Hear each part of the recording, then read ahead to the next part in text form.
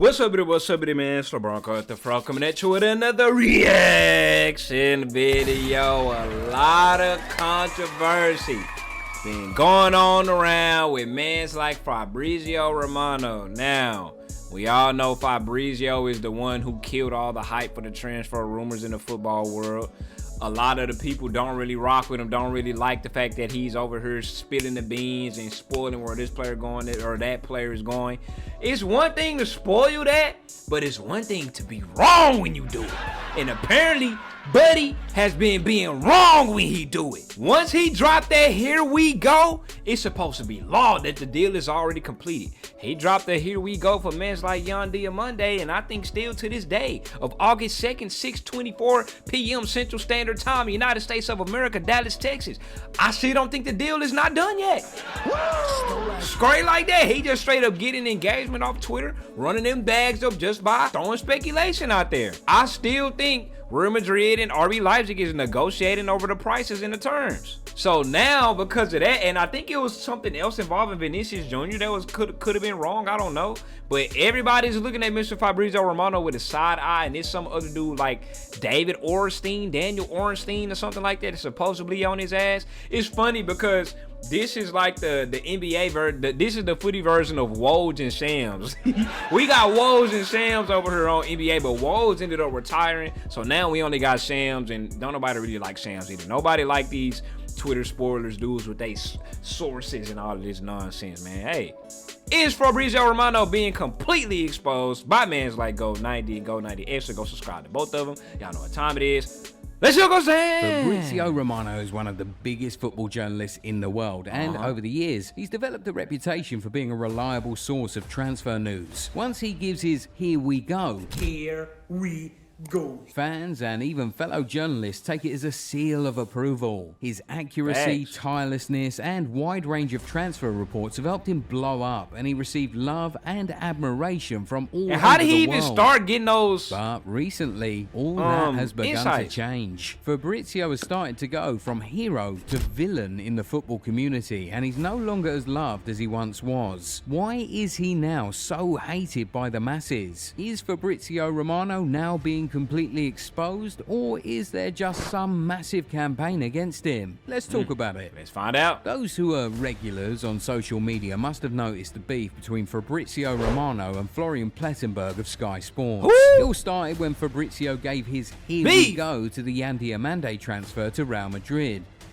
Yall Diomande to Real Madrid. Here we go. And Florian said that it was actually not a done deal just yet, as there was no full agreement between RB Leipzig and Real Madrid, as confirmed by the two clubs and the players' camp. Because he's still over there training with Leipzig. Back and forth between the two journalists on Twitter. Florian pointed out how Fabrizio always wanted to be first, which led him to jumping the gun on many occasions before everything was confirmed. He gave an example of how Fabrizio put up a post of the full-time scoreline in the Brazil versus Norway game in the round of 16 of the World Cup as 2-0. He do. He wanted to be the first. Whoa, that happened. Whoa. He do be posting. I think 433 be doing the same shit too. They be posting the final score to these matches too early. Fabrizio did that during the World Cup. Fortunately for him though, Neymar scored very late in the game to make it 2-1, exposing Fabrizio's habit of posting a little too quickly.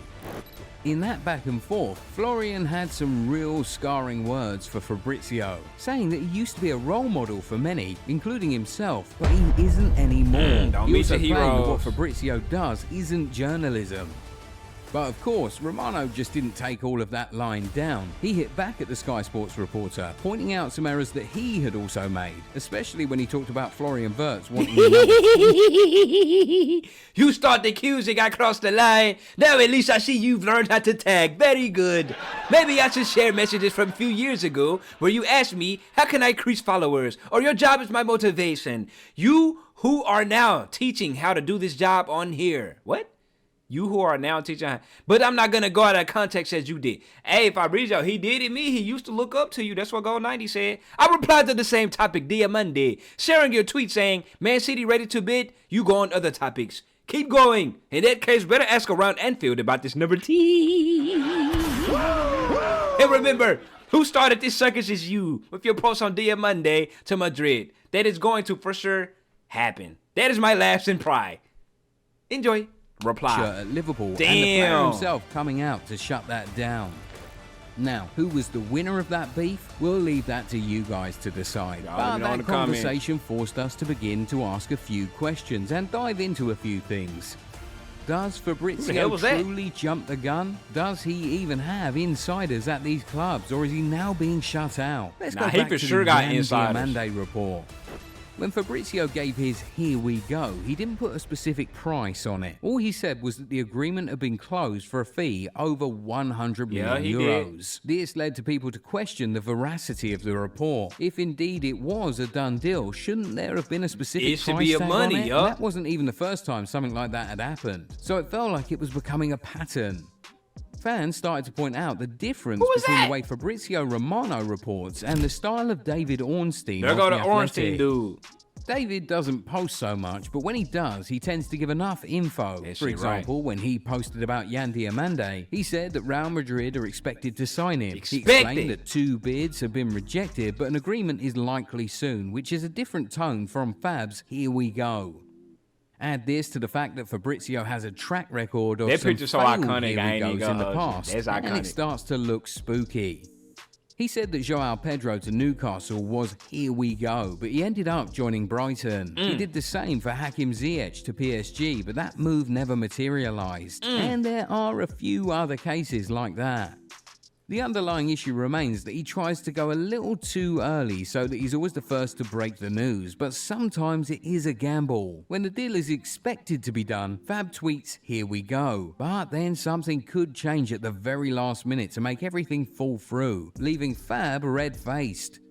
And a lot of observers Who the hell is that? Who is this dude? Hunger for money and popularity. Fabrizio has built one of the most profitable accounts on social media, and in order for him to keep on raking in the cash, he has to continue to drive traffic to his page. And he does that by always being the first to break the news, whether it's about transfers, full-time scorelines, or other reports. He always wants to be the first so that he gets the most traffic and earns the most money.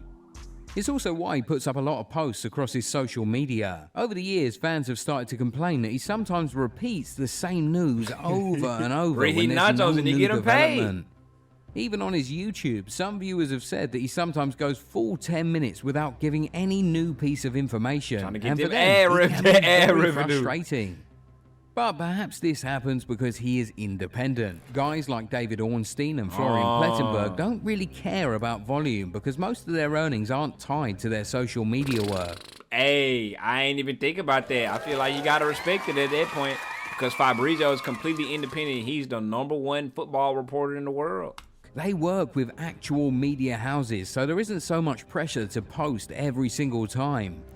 But Fabrizio isn't tied to any media house and just has to keep posting because that's how social media works. How he get paid. Apart from that, the affiliation of these other journalists with these big media companies like the New York Times and Sky Sports makes them less willing to take risks with their reporting. Yep. Fabrizio can do whatever he wants because he's independent, but those other guys cannot, as whatever they do That's reflects true. on their That is true. I would definitely rather be Fabrizio. Big trouble if their gamble backfires one too many times. So who knows? Maybe who in the hell is this dude that keeps showing his shoes? Another issue some fans seem to have with Fab these days is that he often preys on smaller journalists. On a few occasions, he's reported certain transfers as exclusive when they weren't. Some of them had initially been broken by smaller niche accounts, but because he has such a big following, the majority would believe that he indeed I can't had stand the people who exclusive. do that. A good example of this is the transfer of under-17 winger Kieran Thompson to Newcastle United from Arsenal this summer. He tweeted that it was an exclusive story, but community notes on Twitter exposed that different accounts had already reported that move before Fabrizio. However, we must also admit that Fabrizio indeed does get his own exclusives. Karim Adeyemi to Barcelona and Denzel Dumfries to Real Madrid this summer were both real Fab exclusives. Sometimes he even gets exclusive photos to back up his reports, so it's clear that he indeed still has insiders. Also, other journalists have also been guilty of what he's being accused of here.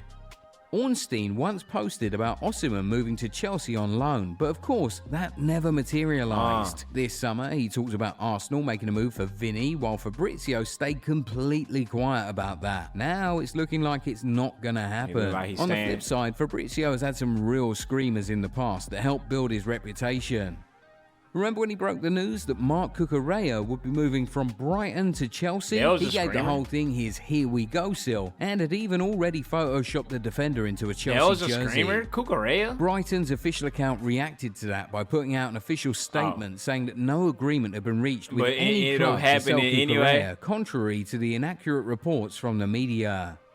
And fans started to go with Fabrizio lying and reporting fraudulent news. The Italian told the fans, "We will see who lied." And well, just 2 days later, Chelsea released a statement saying that they had reached an agreement with Brighton for the purchase of the Spanish defender.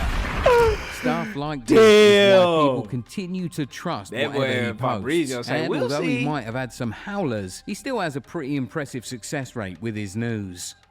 But there's one more thing. He's been accused of being on the payroll of some clubs and agents and being a tool to drive negotiations and hype up the value of certain players. Considering we have no evidence of that, we can't really speak I didn't know it got that something deep. that fans have brought up as well. At the end of the day, Fabrizio Romano remains one of the biggest and most reliable journalists in the football space, and he worked very hard to attain that reputation. But is he now using his own hand to ruin that reputation because of his desire to remain at the forefront of a market that's becoming more and more saturated by the day? For you, is he still the number one when it comes to football journalism? Let me know down in the comments. He's my number one. Trust for his "here we go." He's the only football journalist I know. Who is this? Let me know if y'all still rock with Fabrizio or not. It's a common thing, or everybody saying, once the lynch mob gets started, it's hard to go against the grain. I don't have an opinion on it. I really don't care that much about football reporters and reporting on transfers and all of that. So it's indifferent for Bronx. I'm out.